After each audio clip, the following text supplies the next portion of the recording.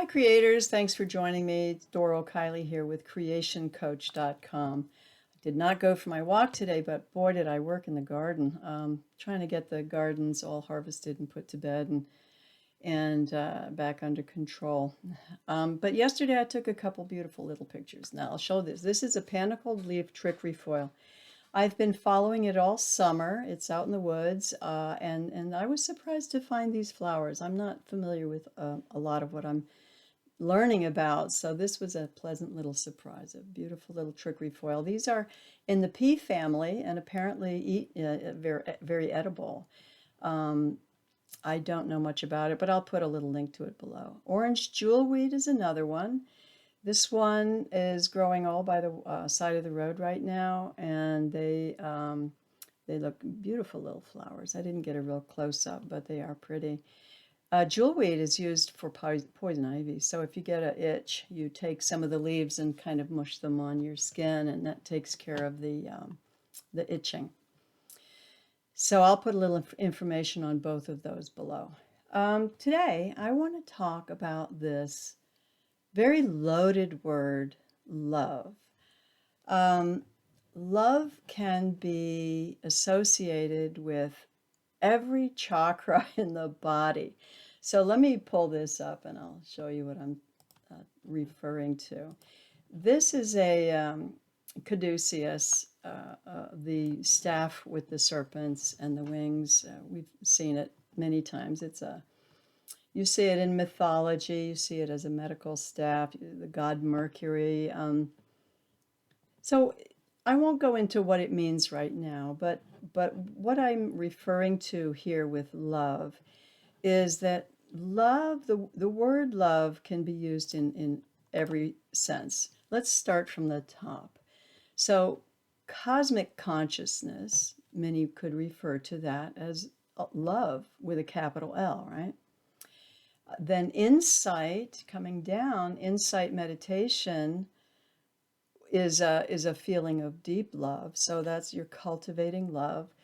The third is truth, which is what I call dharma, which is the truth. That's when you're taking right action without a whole lot of story in your head and excuses and judgments. I mean, just pure action. When you do pure action, it's usually out of a sense of balance and care. The next one down is, of course, the heart. And that's where we really begin to connect with love. And I'm not talking romantic love. I'm talking about suddenly, and this is working our way up from survival. So you're coming from lower chakras up. Love is the point where suddenly you feel a connection with people and animals and trees and flowers, and there's this sense of connection, and the feeling of oneness comes a little later on up the scale, but this heart love is where connection and compassion are beginning to be developed. Of course, under that you've got marriage. Marriage is a form of love, right? That's under the next chakra down. That's a little bit more controlling, where it's like, you love me and only me, usually. It's requiring that kind of commitment because there's such an attachment that involves fear of losing it. Then next one down, obviously, is sex. Sex many times is used interchangeably with the word love. And all the way down where, I would kill for love. I will kill, this is the nasty triangles, or even in the military, I will kill for the love of my country. I mean, this is survival energy that coming from that feeling of terror of losing what you have. Now, I want to talk a little bit about the center point here. The love that is in the heart area.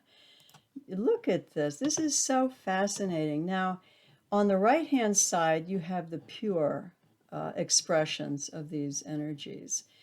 And if you look at the notes on each side, this is the musical scale and how they relate to the chakras energetically. We're talking about the actual vibration of each chakra is associating with these particular notes. So on the right side, you have the whole notes, and on the other side, oh, let's see, left side for me, wherever it is for you, I guess left side, right side is where the flats are. Now, ego attachment is a B flat because, the ego is the last thing to go. It gets very, very, very subtle in those very, very high realms. It's barely detectable, but it's still there. And to go into total cosmic energy, even that disappears.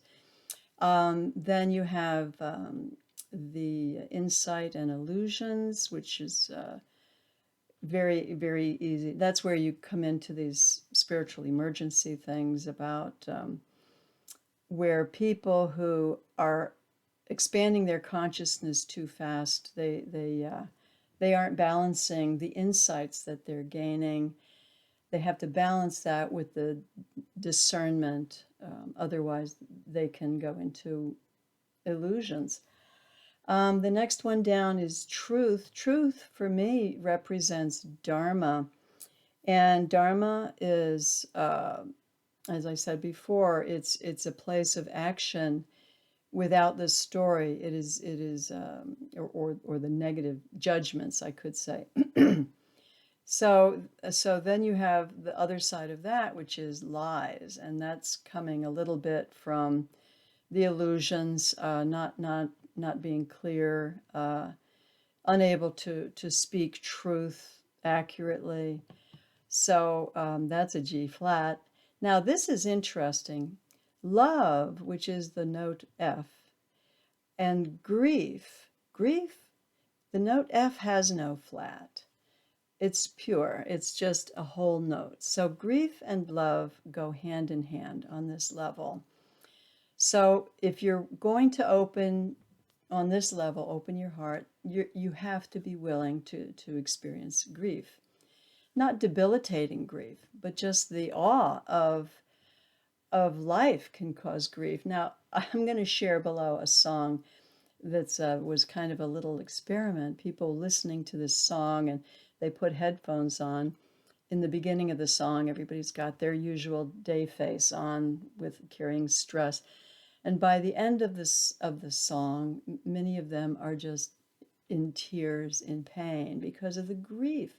Sometimes opening the heart is painful for some people, and getting used to abiding there is scary for some people because it's a vulnerable feeling.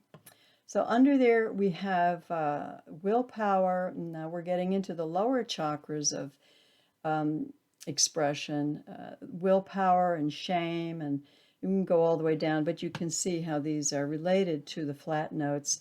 Now the next fascinating thing is that the note C has no flat. And so fear and survival go hand in hand as a whole note, you could say.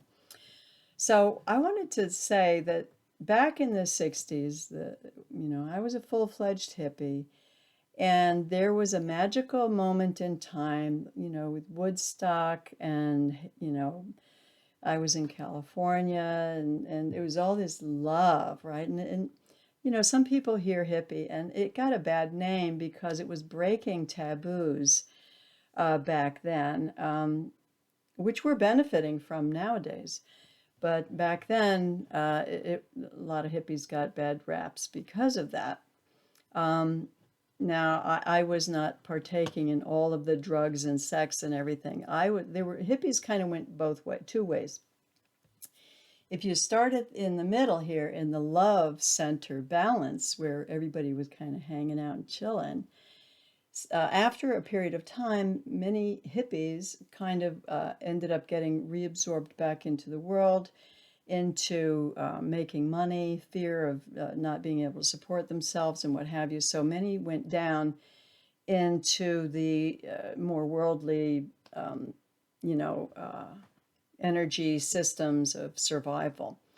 Some people went up in this exploration of higher consciousness because this was a time when many Indian gurus were coming into this country. It was all very new, and a lot of us were very curious, and I was one of them. So I was traveling and kind of seeking teachings from all of these gurus and what have you. One of my favorite teachers was Ram Dass. He's He started out as a Jew. He was the head of the psychology department at Harvard University, and fired because he was interested in trying psilocybin on his students. Now, that was back when drugs were not terribly, controlled. But so Ram Dass ended up, he was Richard Alpert. He ended up being fired from Harvard, went to India, and was able to find a teacher, and who later became his guru, and taught him stuff. And that's he's funny, he's a great entertainer, and he's very wise. I was very sad when he had his stroke, and he actually died a couple years ago now, maybe last year. But I like his teachings, and so I refer a lot to that. So abiding in the heart area is what we would call loving awareness. And I would like to bring that back into our culture. It's sadly being starved out. Now, the reason for it is we're pretty much stuck in this part of our nervous system, the autonomic nervous system. The autonomic nervous system has two parts. It's the parasympathetic and the sympathetic. We are stuck in the sympathetic nervous system, which is fight, flight, freeze. Every time we turn on the news, people are afraid of each other. There's a lot of separation now, separation of, groups of people. Everybody's down in these lower chakras, not sure what to, who's safe and who's not safe. And that's where we're stuck. And it's a place that is great for the economy, because that's where you get your addictions, and you need pharmaceuticals for depression and every other illness in the book, because the body can't maintain that constant sympathetic system being turned on. It's designed, you've heard this before, I'm sure, it's designed for immediate threat, run away from the tiger, and then when you're safe, you can relax, and then let the other part of the autonomic nervous system kick in, which is the parasympathetic nervous system. That's the cool, calm, relaxed. That's where your digestion is optimal. Your health comes back into balance. And if we're stuck in this fight and flight part of the system, we're just getting sicker and more drugs, and it's just it's not good. We get stuck there. In coaching, we call it adrenaline addiction. We become actually addicted to feeling scared, and then we're paying. This is where a lot of these gaming systems come in. A lot of what we're seeing on the news, I'd say most of what we see on the news for the last many years now, is keeping people in this unhealthy part of the nervous system. To turn that part off and back into the parasympathetic system, in order for us to heal, where our digestion system can work properly, our brain, when you're in the fight and flight system, you have no access to your higher cortical workings of your brain.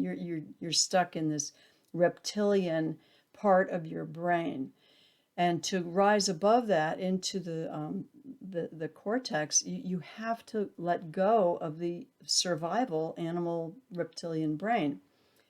to do that, you know, it is up to what toolbox you want to use. As a coach, I recommend things like, of course, I recommend meditation because I am a meditation teacher. But for many people, music helps, exercise helps, massage helps, just being with friends, if they're the right kinds of friends. Loneliness can be highly stressful for many people.